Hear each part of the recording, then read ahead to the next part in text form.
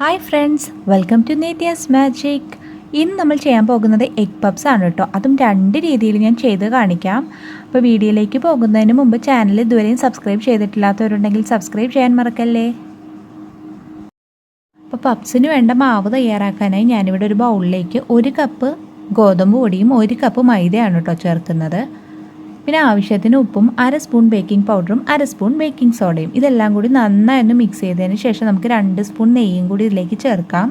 അപ്പോൾ നെയ്ക്ക് പകരം നമുക്ക് ബട്ടറോ അല്ലെങ്കിൽ എണ്ണയോ യൂസ് ചെയ്യാവുന്നതാണ് കേട്ടോ. അപ്പോൾ മൈദയിൽ മാത്രമാണ് നമ്മൾ ബേക്കറിയിൽ നിന്നൊക്കെ വാങ്ങുന്ന പപ്സ് ചെയ്യുക. ഞാനിപ്പോൾ ഇത് രണ്ടും കൂടി മിക്സ് ചെയ്ത് ചെയ്യുന്നേ ഉള്ളൂ. ഇനി ആവശ്യത്തിന് വെള്ളം കൂടി ചേർത്ത് നമുക്ക് ഈ മാവ് നല്ല ചപ്പാത്തിക്കൊക്കെ കുഴയ്ക്കുന്ന മാവില്ല, ആ ഒരു കൺസിസ്റ്റൻസിയിൽ കുഴച്ചെടുക്കാം.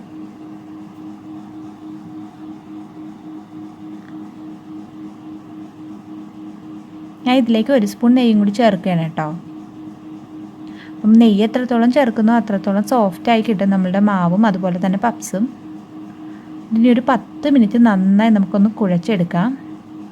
അപ്പം മാവ് നല്ല സോഫ്റ്റായി വരും. അപ്പം മാവ് നന്നായി കുഴച്ചെടുത്തിട്ടുണ്ട്. ഇനി ഇതിലേക്കൊന്ന് നെയ്യ് തേച്ച് ഒരു അരമണിക്കൂർ റെസ്റ്റ് ചെയ്യാൻ വെക്കാം. ഇനി ആ ടൈമിൽ നമുക്ക് പപ്സിന് വേണ്ട കറി റെഡിയാക്കാം. അതിനായി ഞാനിവിടെ ഒരു പാനിലേക്ക് എണ്ണ ഒഴിച്ച് കൊടുത്തിട്ടുണ്ട്. 1 സവാളയാണ് കേട്ടോ ഞാൻ എടുത്തിരിക്കുന്നത്. നമ്മളിപ്പോൾ എടുത്ത മാവിൽ നിന്ന് നമുക്ക് 6 പപ്സ് ഉണ്ടാക്കാൻ പറ്റും. അപ്പോൾ 1 സവാള, വലിയ സവാളയായിരുന്നു കേട്ടോ. ആവശ്യത്തിന് ഉപ്പും കൂടി ചേർത്ത് നമുക്കിത് നന്നായി ഒന്ന് വഴറ്റിയെടുക്കാം. ഇപ്പോൾ സവാള നന്നായി വഴറ്റിയെടുത്തിട്ടുണ്ട്. ഇനി ഇതിലേക്ക് നമുക്ക് ഇഞ്ചി വെളുത്തുള്ളി പേസ്റ്റ് ചേർത്ത് കൊടുക്കാം. ഞാനിവിടെ 1 സ്പൂൺ പേസ്റ്റാണ് കേട്ടോ ചേർത്തത്. ഇനി ഇഞ്ചി വെളുത്തുള്ളിയുടെ ഒരു പച്ചമണമൊക്കെ മാറി വരുമ്പോൾ നമുക്കിതിലേക്ക് തക്കാളി ചേർത്ത് കൊടുക്കാം. ഞാനിവിടെ ഒരു തക്കാളിയുടെ പകുതിയെ ചേർക്കുന്നുള്ളൂ. ഈ തക്കാളി നന്നായി ഒന്ന് കുക്കായി വരട്ടെ. എന്നിട്ട് നമുക്കിതിലേക്ക് പൊടികൾ ആഡ് ചെയ്യാം. തക്കാളി ഇപ്പോൾ നന്നായി വാടി വന്നിട്ടുണ്ട്. നന്നായി ഞാൻ ഉടച്ച് ചേർത്തിട്ടുണ്ട്. ഇനി ഇതിലേക്ക് നമുക്ക് പൊടികൾ ചേർത്ത് കൊടുക്കാം. 1/2 സ്പൂൺ മഞ്ഞൾപ്പൊടിയും 1 സ്പൂൺ മുളക് പൊടിയും 1/2 സ്പൂൺ മല്ലിപ്പൊടിയാണ് കേട്ടോ ചേർത്തത്. പിന്നെ 1/2 സ്പൂൺ ഗരം മസാല കൂടി ചേർക്കണം കേട്ടോ. ഇനി പൊടികളുടെയൊക്കെ പച്ചമണം മാറുന്നവരെ നമുക്കിതൊന്ന് വഴറ്റിയെടുക്കാം. അതിനുശേഷം കുറച്ച് വെള്ളം ചേർക്കണം കേട്ടോ. ഒരുപാട് വെള്ളം ആവരുത്, പിന്നെ പപ്സിൽ നിന്ന് ഈ കറി പുറത്തേക്ക് ചാടിപ്പോവും. ഇപ്പോൾ വെള്ളമൊക്കെ ഒന്ന് വറ്റി കറി കറക്റ്റ് കൺസിസ്റ്റൻസിയിൽ എത്തിയിട്ടുണ്ട്. ഈ ഒരു കൺസിസ്റ്റൻസി വേണം കേട്ടോ നമ്മൾ പപ്സിനുള്ള കറി റെഡിയാക്കാൻ. നമുക്ക് ഫ്ലെയിം ഓഫ് ചെയ്യാം. ഇപ്പോൾ മാവ് കുഴച്ച് വെച്ചിട്ട് അരമണിക്കൂർ കഴിഞ്ഞിട്ടുണ്ട്. ഇനി നമുക്ക് കുഞ്ഞു ബോൾസാക്കി മാറ്റാം. കുഞ്ഞു ബോൾസ് എന്ന് പറയുമ്പോൾ നമ്മൾ ചപ്പാത്തിക്കൊക്കെ എടുക്കുന്ന ബോൾസ് ഇല്ലേ, അതല്ല, അതിൽ നിന്നും കുറച്ചുകൂടി വേണം കേട്ടോ വലിപ്പം. അപ്പോൾ ഇതിൽ നിന്ന് 5 ബോൾസാണ് ഞാൻ എടുത്തിരിക്കുന്നത്. ഇനി ഈ ബോൾസ് നമുക്കൊന്ന് പരത്തി എടുക്കണം. നമ്മൾ ഈ ബോൾസ് പരത്തുന്നത് ചപ്പാത്തി പലകയിൽ ഇട്ടല്ലോ കേട്ടോ, ടേബിൾ ടോപ്പിൽ വെച്ചിട്ടാണ് പരത്തുന്നത്. കാരണം ചപ്പാത്തി പലകയിൽ ഇട്ട് നമ്മൾ പരത്തിയാൽ അത്രയ്ക്ക് നമുക്ക് വീശി പരത്താൻ പറ്റില്ല. ടേബിൾ ടോപ്പിലാവുമ്പോൾ നമുക്ക് നല്ല വീതിക്ക് പരത്തിയെടുക്കാം. മൈദയാണ് കേട്ടോ ഞാൻ യൂസ് ചെയ്തത് ഇത് പരത്തുന്ന സമയത്ത്.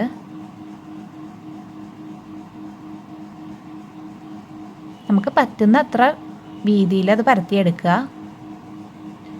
റൗണ്ട് ഷേപ്പ് അല്ല കേട്ടോ, ഒരു റെക്റ്റാങ്കിൾ ഷേപ്പിൽ വേണം പരത്തിയെടുക്കാൻ. കറക്റ്റ് റെക്റ്റാങ്കിളൊന്നും നമ്മൾ പരത്തുമ്പോൾ കിട്ടില്ല. അപ്പോൾ മാക്സിമം പറ്റുന്ന രീതിയിൽ നമ്മളിത് വീശി പരത്തുക. ലാസ്റ്റ് പിന്നെ നമ്മൾ സൈഡൊക്കെ കട്ട് ചെയ്ത് കറക്റ്റ് ഷേപ്പിനാക്കും.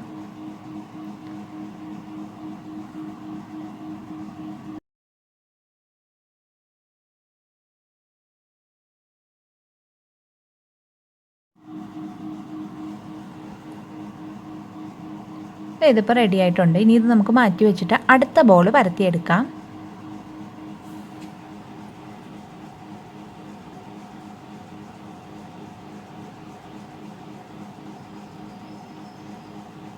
ഇപ്പോൾ അടുത്ത ബോൾ ഞാൻ പരത്തി എടുത്തിട്ടുണ്ട്. ഇനി ഇതിലേക്ക് കുറച്ച് നെയ്യ് ഒന്ന് സ്പ്രെഡ് ചെയ്ത് കൊടുക്കാം.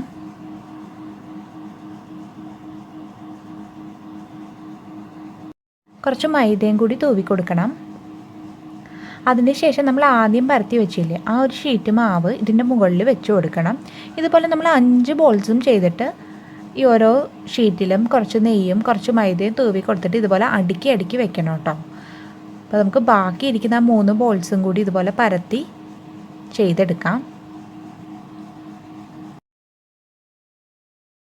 ഇപ്പോൾ 5 ലെയറും ഞാൻ വെച്ചിട്ടുണ്ട്. ഇതെല്ലാം കൂടി വെച്ച് നമുക്ക് ഒന്നുകൂടി ഒന്ന് പരത്തിയെടുക്കാം. എന്നിട്ട് ഇതിൻ്റെ സൈഡൊക്കെ ഒന്ന് കട്ട് ചെയ്ത് കൊടുക്കണം കേട്ടോ. അപ്പോൾ ഇത് ഒരുമിച്ച് വെച്ച് പരത്തുമ്പോൾ എല്ലാം ഒരു ഷേപ്പിലായിക്കോളും.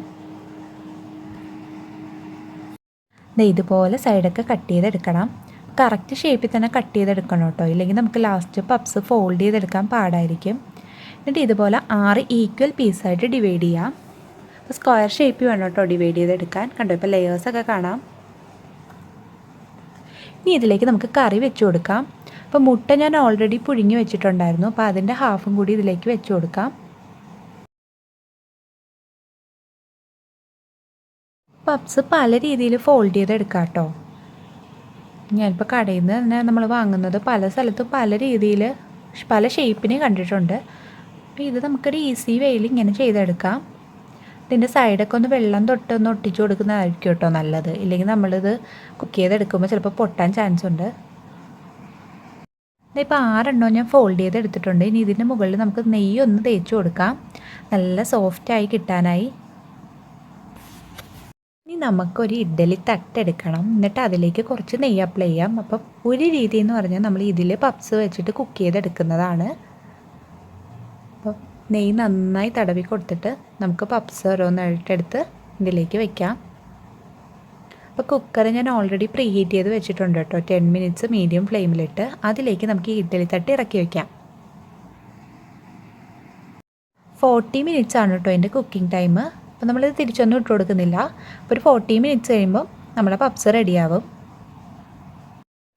ഇനി ആ ടൈമിൽ ഞാൻ വേറൊരു മെത്തേഡ് കാണിക്കാം. അതിനായി ഞാനിവിടെ ഒരു പാനിലേക്ക് എണ്ണ ഒഴിച്ച് കൊടുത്തിട്ടുണ്ട്. ഈ എണ്ണ ചൂടായി വരുമ്പോൾ നമ്മൾ റെഡിയാക്കി വെച്ചേക്കുന്ന പപ്സിൻ്റെ മാവില്ലേ, അത് ഇതിലേക്ക് വെച്ചൊന്ന് ഫ്രൈ ചെയ്തെടുക്കാം. അപ്പോൾ മീഡിയം ഫ്ലെയിമിലിട്ട് വേണം കേട്ടോ ഇത് ഫ്രൈ ചെയ്തെടുക്കാൻ.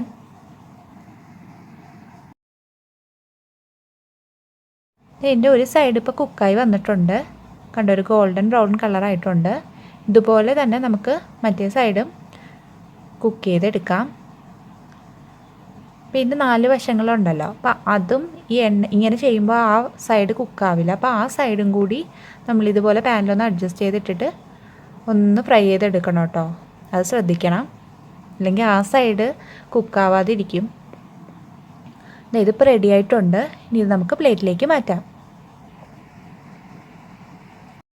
നമ്മുടെ പപ്സ് ഇവിടെ റെഡി ആയിട്ടുണ്ട്. ഈ 3 എണ്ണം നമ്മൾ കുക്കറിൽ വെച്ചതാണ് കേട്ടോ. 40 മിനിറ്റ്സ് കഴിഞ്ഞപ്പോഴാണ് ഞാൻ എടുത്തത്. നല്ല ക്രിസ്പായി വന്നിട്ടുണ്ട്. ഇനി 2 എണ്ണം കൂടി ഉണ്ട്, ഞാൻ കുക്കറിൽ വെച്ചിട്ടുണ്ട് ബേക്ക് ചെയ്യാൻ.